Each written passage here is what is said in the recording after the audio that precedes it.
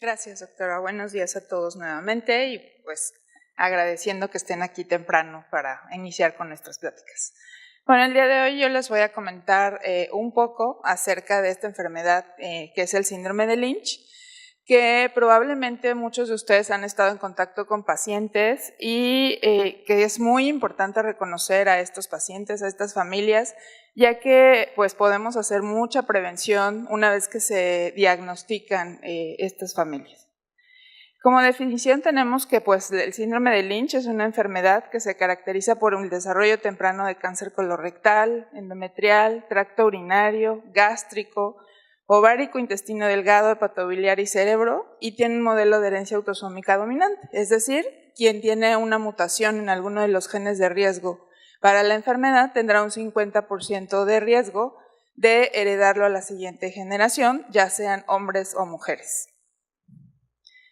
En cuanto al síndrome de Lynch, bueno, sabemos que los pacientes con cáncer colorectal, hasta un 30% de ellos puede tener una historia familiar de cáncer sin que necesariamente sea algo hereditario. Más o menos es el 5% de los casos en los cuales sí se considera hereditario y de estos aproximadamente el 3% van a corresponder justamente a este síndrome de Lynch y el resto corresponderá a otros síndromes hereditarios que tengan como involucro el cáncer colorectal. La historia del síndrome de Lynch es una de las historias pues, que como otros síndromes de cáncer hereditario se dieron en algún momento por casualidad. Y bueno, esto empezó en 1895 cuando el doctor Warting, preocupado porque una de sus empleadas estaba muy triste justamente porque, bueno, cuando él le preguntó qué le sucedía, pues le dijo que estaba muy mal porque toda la familia que ella tenía había muerto de cáncer y que estaba segura de que ella en algún momento iba a morir de cáncer.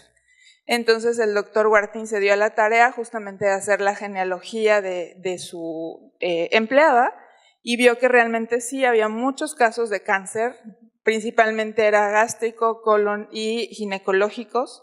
Y bueno, efectivamente, tiempo después, la empleada falleció por un cáncer endometrial. Entonces, pues efectivamente se cumplió su profecía de alguna manera.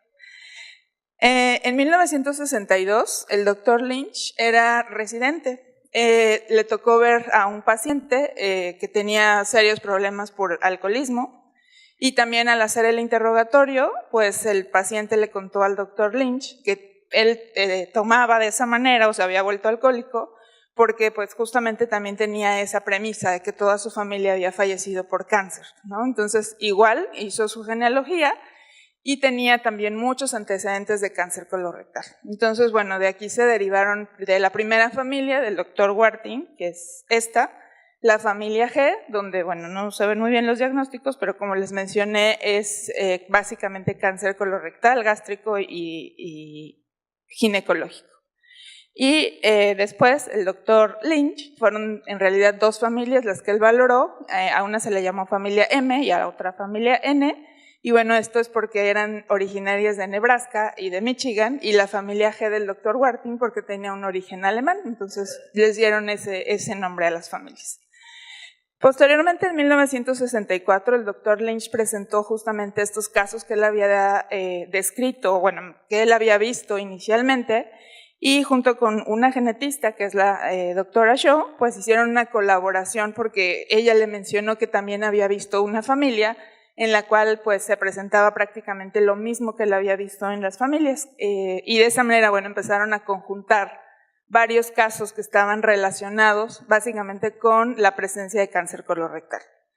Y de 1991 al 2009, pues empezaron a hacerse ya ahora sí los criterios diagnósticos, surgieron los genes que eran responsables de la enfermedad, que bueno, ahora sabemos que son 5 genes los que están reconocidos como causantes del síndrome de Lynch, y empezaron a hacerse los criterios diagnósticos de la enfermedad que han ido cambiando pues conforme a los años.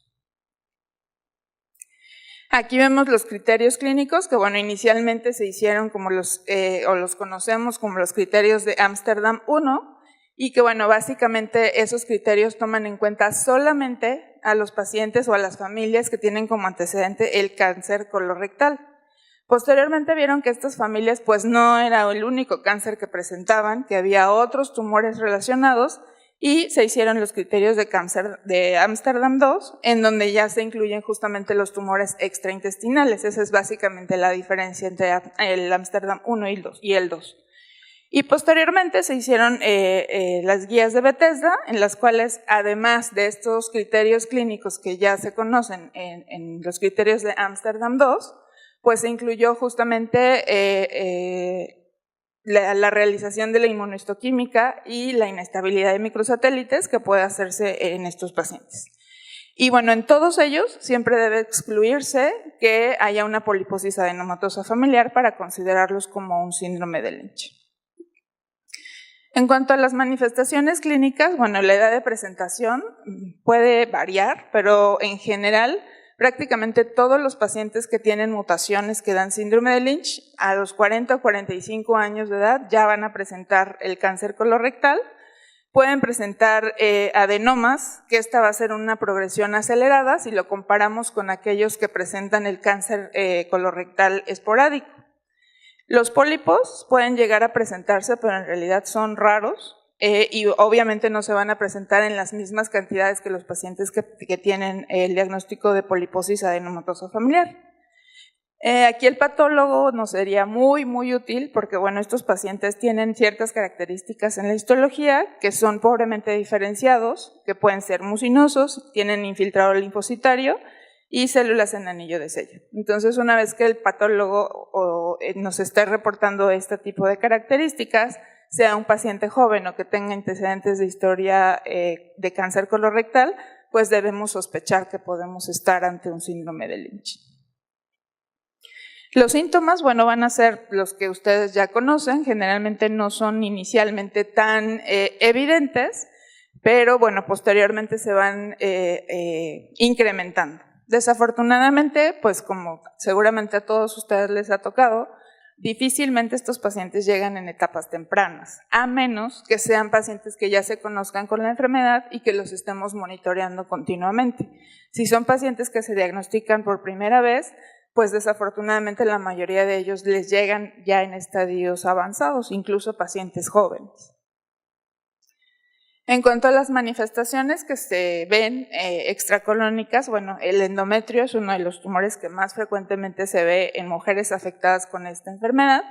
La edad de presentación también es variable, pero entre los 40 y los 50 años de edad es cuando vamos a ver que se presenta este diagnóstico.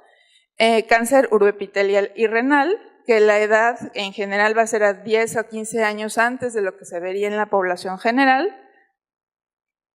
También podemos ver afección de intestino delgado, que generalmente vamos a ver afección de duodeno y yeyuno.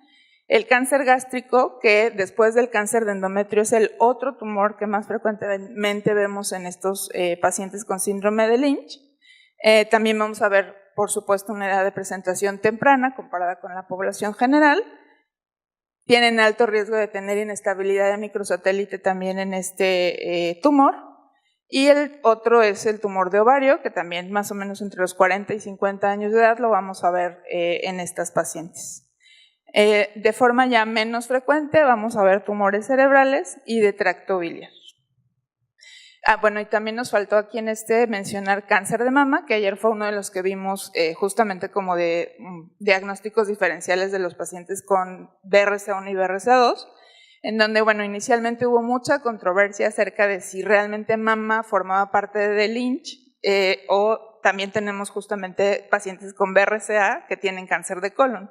Entonces, bueno, en la práctica sí hemos visto que estas dos cosas suceden. Tenemos pacientes con BRCA mutado y que tienen cáncer de colon y también tenemos pacientes que tienen síndrome de Lynch y que dentro de sus manifestaciones en la familia hay la presencia de cáncer de mama. En cuanto a los riesgos que les damos a los pacientes de presentar cáncer, bueno, pues como ustedes pueden ver, el mayor va a ser el cáncer colorectal.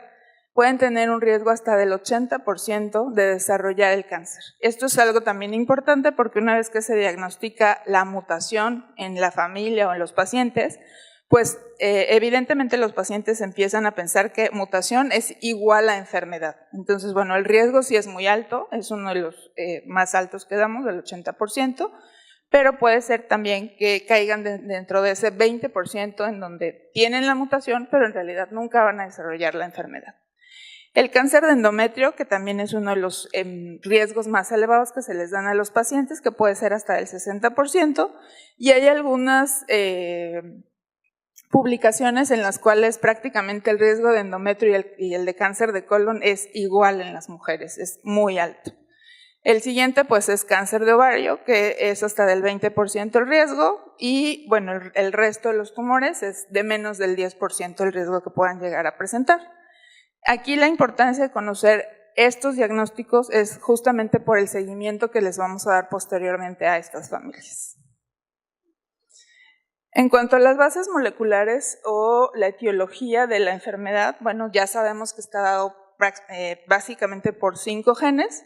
La mayoría de ellos, hasta el 90%, va a estar dado por mutaciones en los genes de reparación de bases mal apareadas, así se les conoce, o mismatch repair.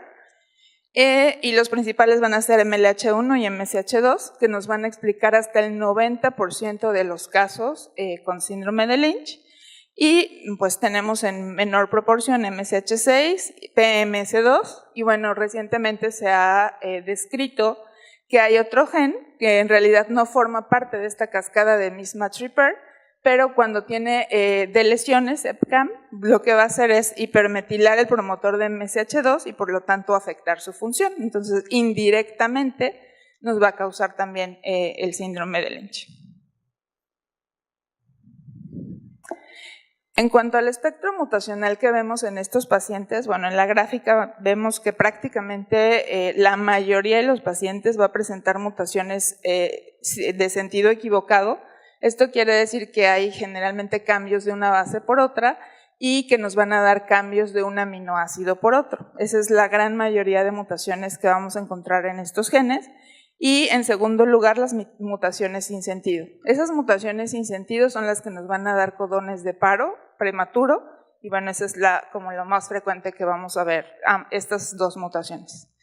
Y bueno, en cuanto a los tipos de mutaciones que podemos encontrar en los genes, que es lo que vemos en las barras, ustedes pueden ver que MSH6 es el que presenta más variantes de significado clínico incierto hasta el momento.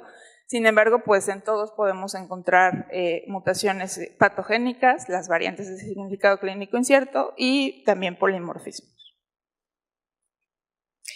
En cuanto a los sistemas diagnósticos que podemos llegar a solicitar o a tener con estos pacientes, pues tenemos la inmunohistoquímica y la inestabilidad de microsatélites. Esto es algo que podemos hacer como un tamizaje inicial cuando tenemos sospecha de que este paciente o esta familia puede tener esta enfermedad. Hay familias en las cuales no hay ninguna duda, por la genealogía que hacemos, que tienen síndrome de Lynch.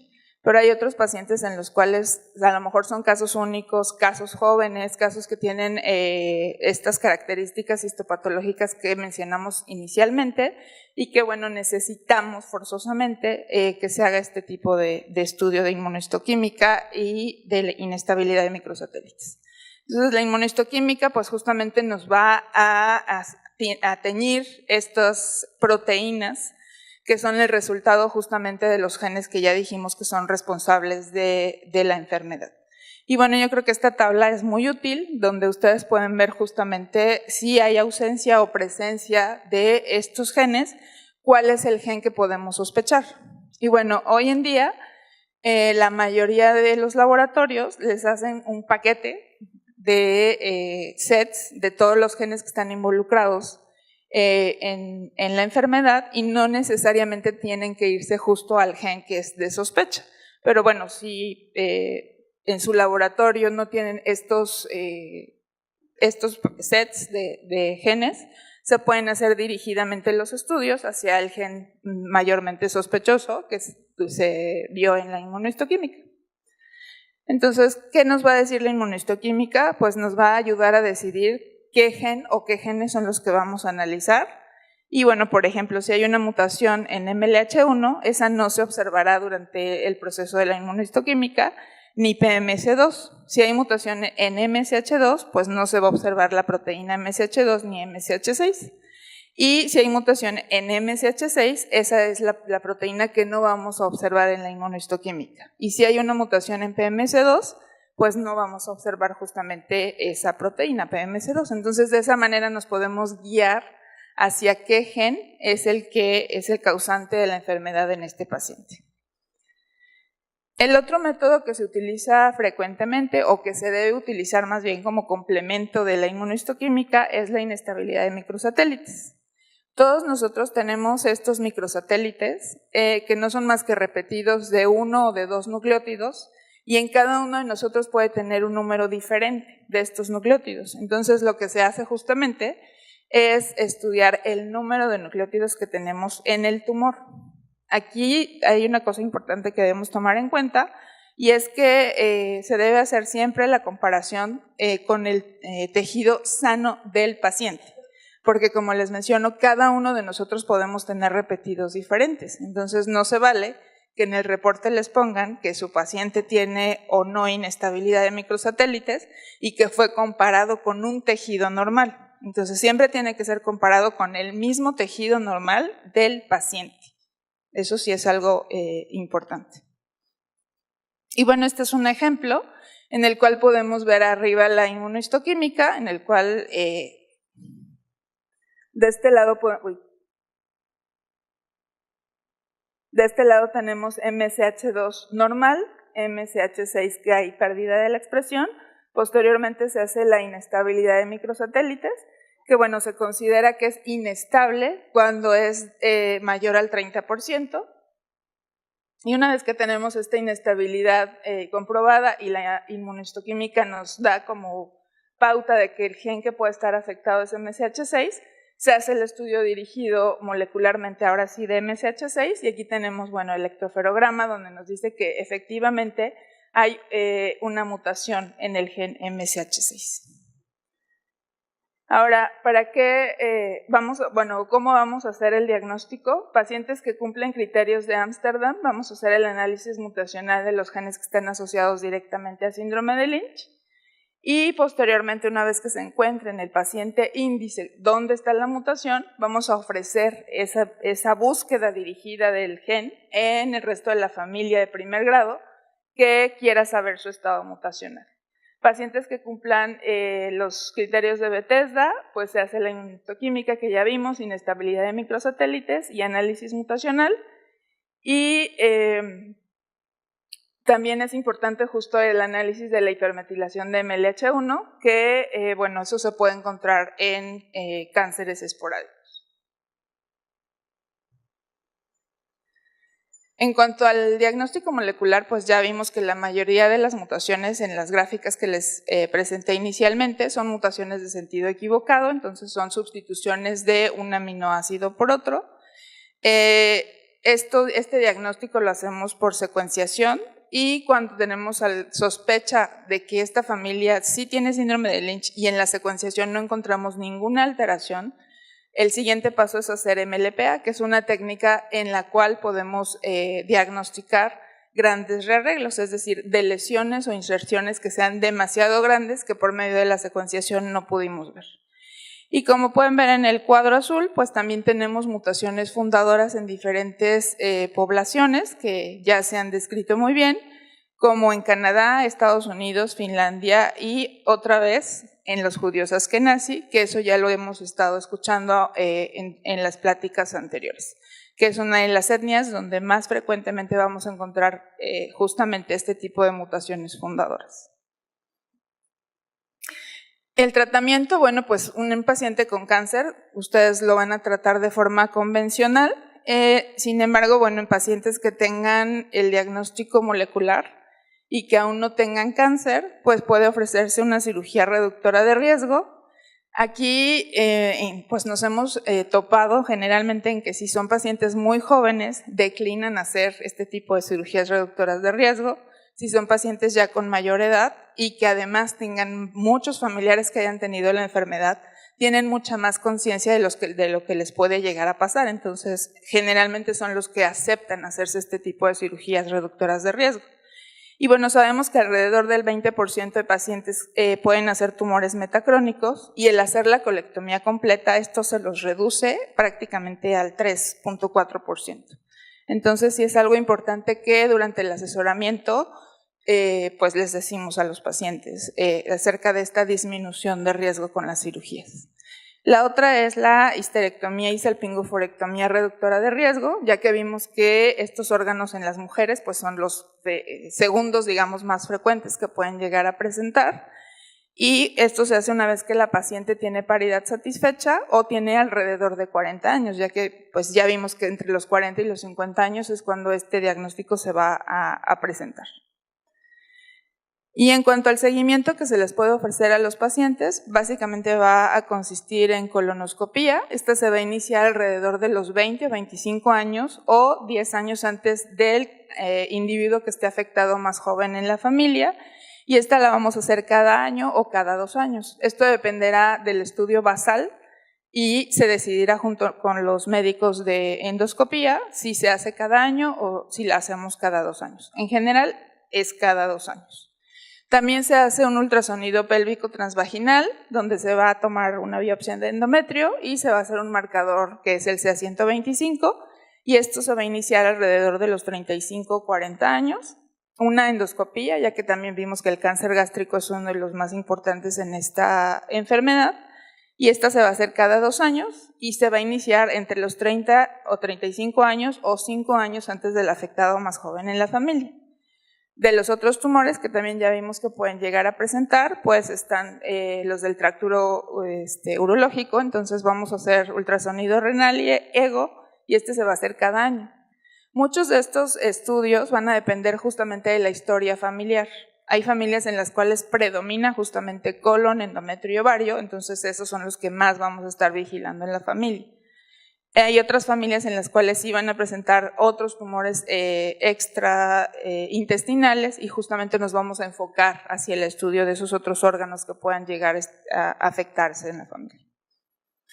Y bueno, una de las cosas que ayer se quedaron tal vez un poco pendientes en cuanto a la incidencia que está teniendo ahora el cáncer colorectal en jóvenes, pues quisiera dejarles esto como de reflexión, porque no es el único país, México, donde estamos viendo justamente que esto está sucediendo, ¿no? Hay otros países que están preocupados porque están viendo mucho cáncer colorectal en pacientes jóvenes y que no necesariamente es algo que se relacione con un síndrome de cáncer hereditario. Son pacientes jóvenes que tienen aislados, no hay antecedentes familiares en los cuales puedan sospechar de algún síndrome de cáncer hereditario. Y bueno, al final ellos dicen que dan algunas pistas sobre cuáles pudieran ser las causas de la enfermedad, pero no, en realidad dicen que se necesitan estudios grandes, estudios que se hagan en diferentes países para saber si esto es por algo ambiental o si realmente hay algo genético que les esté causando a los pacientes la presentación de este cáncer colorectal tan jóvenes. Tenemos, por ejemplo, en el instituto pacientes que tienen 18 años y que nos llegan con tumores colorectales metastásicos. Entonces, sí es algo que nos debe estar preocupando. Y una cosa que también es importante justamente pues es educar a los médicos que tienen primer contacto con estos pacientes. La mayoría de nuestros pacientes llegan con ese grado de avance de la enfermedad porque a los 18 años nadie sospecha que ese paciente pudiera tener un cáncer, ¿no?, colorectal. Entonces, bueno, yo creo que esta es una reflexión que debemos hacer todos acerca de qué está sucediendo en estos jóvenes que están desarrollando este cáncer tan tempranamente. Y esa es la última. Muchas gracias.